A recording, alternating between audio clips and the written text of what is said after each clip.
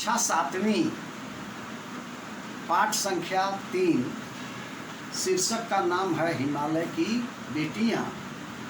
इसके लेखक हैं नागार्जुन। भारत नदियों से सजा संवरा हुआ एक देश है।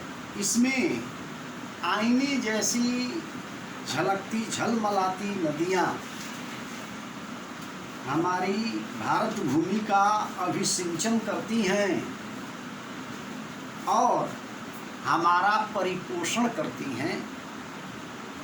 भारत की अर्थव्यवस्था को ऊपर उठाने में इन नदियों का महत्वपूर्ण स्थान है। नागार्जुन ने इन नदियों को हिमालय की बेटियों के रूप में चित्रित किया है। इसका कारण यह है कि नदियों से लेखक का बड़ा गहरा लगाव है। लेखक की ऐसी मान्यता है कि जिस तरह महान व्यक्तित्व वाली महिलाएं सद्भ्रांत और श्रेष्ठ लगती हैं, भारत की लगभग सभी नदियाँ उसी का प्रतिरूप लगती हैं। ये नदियाँ दया भाव से भरी हुई महिमामयी, भगवान ब्रह्मा के कमंडलू से निकलकर शंकर के जटे से प्रवाहित हुई हैं। हिमालय इन नदियों के पिता हैं। इसीलिए लेखक ने इन्हें हिमालय की बेटियां कहा है। लेखक ने कभी नदियों को बड़े शांत सुकांत भाव में देखा है। लेखक ने लिखा है कि अभी तक मैंने उन्हें दूर से देखा था, नदियों को दूर से देखा था। बड़ी गंभीर, शांत और अपने आप में खोई सी लगती थी। संभ्रांत महिला की भांति वे महती प्रतीत होती थी। उनके प्रति मेरे हृदय में आदर और श्रद्धा के भाव थे। माँ और दादी, मौसी और मामी की गोद की तरह उनकी धारा में लेखक ने डुबकियां लगाई हैं। परंतु एक बार लेखक हिमालय पर पहुंचता है और उन नदियों का जो बाल्य रूप देखता है तो वह दंग और हैरान रह जाता है, क्योंकि वहाँ दुबली पतली गंगा, दुबली पतली यमुना, दुबली पतली सतलुज दिखाई पड़ी। इससे लेखक हैरान हो गया और उसने सोचा कि क्या कारण है कि मैदानी भागों में आकर उतरकर ये नदियाँ विशाल कैसे हो जाती हैं। इनका उछलना कूदना, खिलखिलाकर लगातार हंसते जाना, इनकी यह भाव भंगी, इनका यह उल्लास कहाँ गायब हो जाता है मैदान में जाकर। तो कहने का तात्पर्य है कि नदियाँ हिमालय की बेटियां हैं, तो जब तक ये हिमालय की गोद में रहती हैं तब तक ये खिलखिलाती हुई हंसती हैं, उछलती हैं, कूदती हैं। लेकिन जैसे ही अपने परम प्रिय समुद्र की तलाश में समतल पर आती हैं तो समतल मैदान इनके लिए कर्म क्षेत्र बन जाता है। वहाँ वे अपनी गंभीरता का परिचय देती है और उनका उछलना कूदना, उनका उल्लास गायब हो जाता है।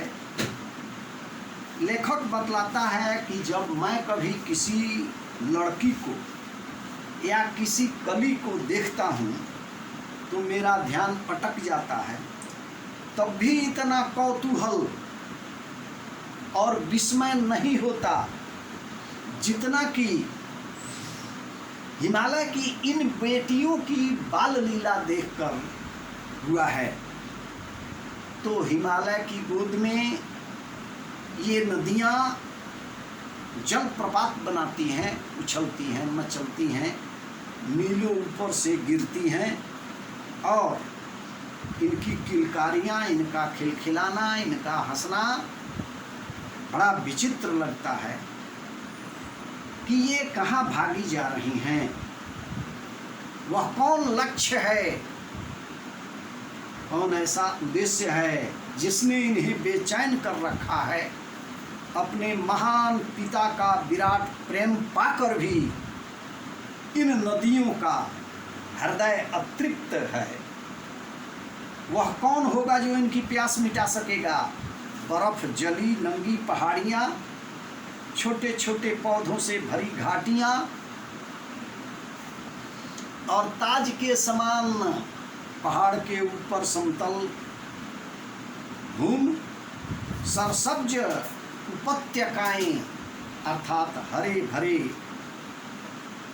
नीचे के मैदान, ऐसा है इनका लीला निकेतन, अर्थात इनका घर ऐसा है। खेलते खेलते जब ये जरा दूर निकल जाती हैं तो देवदार, चीड़, सरो, चिनार, सफ़ेदा, कैल के जंगलों में पहुंचकर शायद इन्हें बीती बातों को याद करने का मौका मिल जाता होगा। कौन जाने बूढ़ा हिमालय अपनी इन नटखट बेटियों के लिए कितना सिर धूमता होगा। बड़ी बड़ी चोटियों से जाकर पूछें तो उत्तर में विराट मौन के सिवाय उनके पास और रखा ही क्या है। सिंधु ब्रह्मपुत्र ऐसे दो नाम हैं जिनके सुनते ही रावी, सतलुज, ब्यास, चनाब, झेलम, कुंभा, कपिसा, गंगा, यमुना, सरयू, गंडक, कोसी आदि हिमालय की छोटी बड़ी सभी बेटियां आँखों के सामने नाचने लगती। वास्तव में सिंधु और ब्रह्मपुत्र स्वयं कुछ नहीं, दयालु हिमालय के पिघले हुए दिल की एक एक बूंद न जाने कब से इकट्ठा होकर दो महानदों के रूप में समुद्र की ओर प्रवाहित होती रही। कितना सौभाग्यशाली है वह समुद्र जिसे पर्वतराज हिमालय की इन दो बेटियों का हाथ पकड़ने का श्रेय मिला। तात्पर्य यह कि समुद्र नाते रिश्ते में पर्वतराज हिमालय का दामाद हुए, जिन्होंने मैदानों में ही इन नदियों को देखा। समुद्र ने मैदान में ही इन नदियों को देखा। उनके ख्याल में शायद ही यह बात आ सके कि बूढ़े हिमालय की गोद में बच्चियां बनकर ये कैसे खेला करती हैं। माँ बाप की गोद में नंग धड़ंग होकर खेलने वाली इन बालिकाओं का रूप पहाड़ी आदमियों के लिए आकर्षक भले न हो, लेकिन लेखक के लिए बड़ा लुभावना प्रतीत हुआ। वह रूप की हिमालय को ससुर, समुद्र को उसका दामाद कहने में कुछ भी झिझक नहीं होती। कालिदास के विरही यक्ष ने अपने मेघदूत से कहा था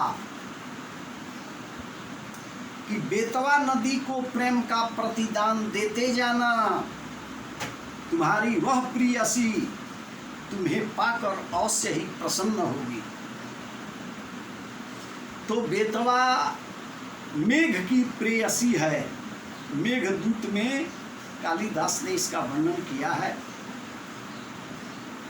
यह बात इन चलचल नदियों को देखकर लेखक को अचानक याद आ गई और लेखक ने सोचा कि उस महाकवि को भी नदियों का सचेतन रूपक पसंद था। दरअसल जो भी कोई नदियों को पहाड़ी घाटियों, समतलों, मैदानों, आंगनों के मैदानों में जुदा जुदा शक्लों में देखेगा, वह इसी नतीजे पर पहुँचेगा।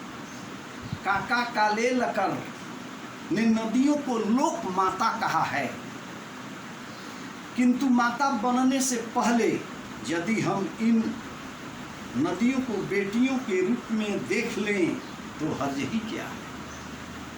हिमालय की बेटियां आगे बढ़ती हैं, लोक माता की उपाधि से अलंकृत होती हैं।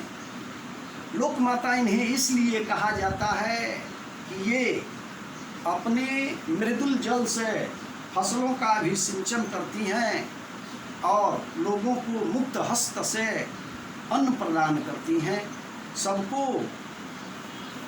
आनंदित करती हैं, सुख संपदा देने का काम करती हैं। और थोड़ा आगे लेखक कहता है कि थोड़ा आगे चला जाए तो इन्हीं में अगर हम प्रेयसी की भावना करें तो कैसा रहेगा। ममता का एक और भी धागा है जिसे हम इनके साथ जोड़ सकते हैं। बहन का स्थान कितने कवियों ने इन नदियों को दिया है, किसी ने नहीं दिया है। एक दिन लेखक के अंतर्मन में यही भावना हुई थी। तिब्बत की बात है, लेखक का मन उचट गया था, तबीयत ढीली थी।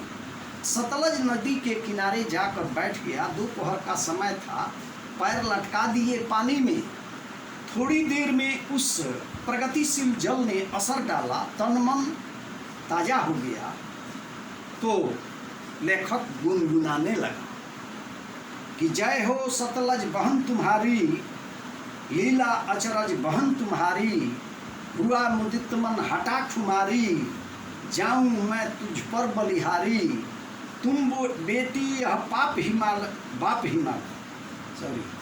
तुम बेटी यह बाप हिमालय, चिंतित पर चुपचाप हिमालय, प्रकृति नटी के चित्रित पट पर, अनुपम अद्भुत छाप हिमालय, जय हो सतलज बहन तुम्हारी। तो यहाँ नागार्जुन ने इन नदियों को बेटी के रूप में, हिमालय की गोद में बेटी के रूप में, मैदान में लोक माता के रूप में और समुद्र के पास प्रेयसी के रूप में और बहन के रूप में भी उन्हें याद किया है। यह लेखक का बड़प्पन है।